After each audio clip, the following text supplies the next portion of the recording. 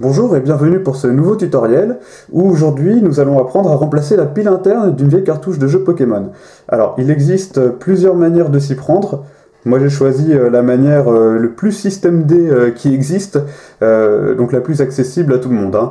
Alors par contre je tiens à vous prévenir, si vous êtes mineur il faut absolument être accompagné d'un majeur pour des raisons évidentes de sécurité et vous allez comprendre pourquoi. Alors vous aurez besoin d'une cartouche de jeu Pokémon dont la pile interne est morte, de l'embout permettant d'ouvrir le boîtier, d'une pile interne. Alors la référence de la pile interne c'est une CR16. Toujours sur un très célèbre site de vente aux enchères, j'ai pu en acheter 10 pour 2,18 €, donc ce n'est pas la ruine. Vous aurez également besoin d'un cutter. Pour des raisons de sécurité, il faut qu'il soit rétractable. Très important ça. Vous allez avoir besoin d'un rouleau de scotch et d'un multimètre, toujours le même, et enfin d'un fer à souder. Alors le fer à souder c'est pas obligatoire mais c'est quand même une super aide hein, pour changer la pile interne, vous allez comprendre pourquoi. Alors, on commence par ouvrir le boîtier. Alors ici la pile interne est un petit peu différente puisque j'ai déjà remplacé la pile interne et donc c'est une nouvelle pile interne que je vais installer à la place. Celle-ci est encore morte. Je joue beaucoup à ces vieilles versions. Alors comment on s'y prend? On prend le fer à souder qui est déjà branché. On le place sur les pattes de fixation que vous voyez ici. Voilà. On chauffe bien les petits points puisqu'il y a de la colle. La chaleur va aider la colle à se détacher, tout simplement. Vous enlevez le fer à souder. Et j'accélère, hein, j'ai déjà décollé les pattes, à vrai dire. Hein, comme ça, le tutoriel ne durera pas 10 heures. Vous prenez votre cutter. Il faut être très vigilant avec cette étape.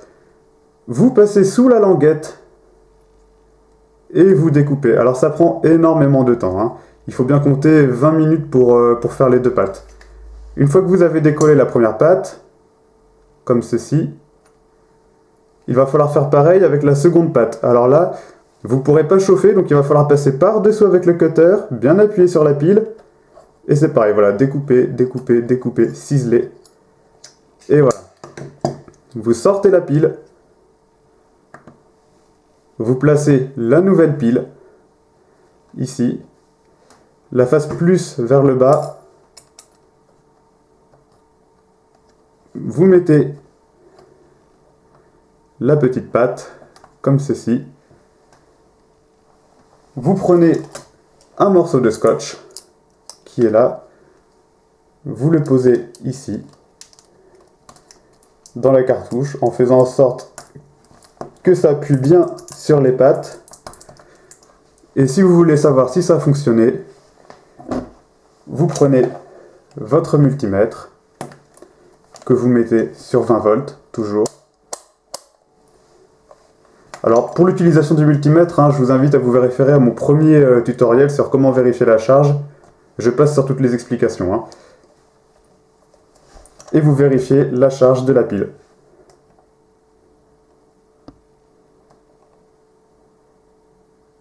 Et là on voit que la charge elle est largement suffisante, hein, 3,28 volts. Ça veut dire que ça a marché.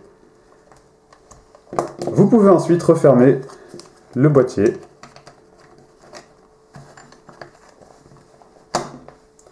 En remettant bien la vis.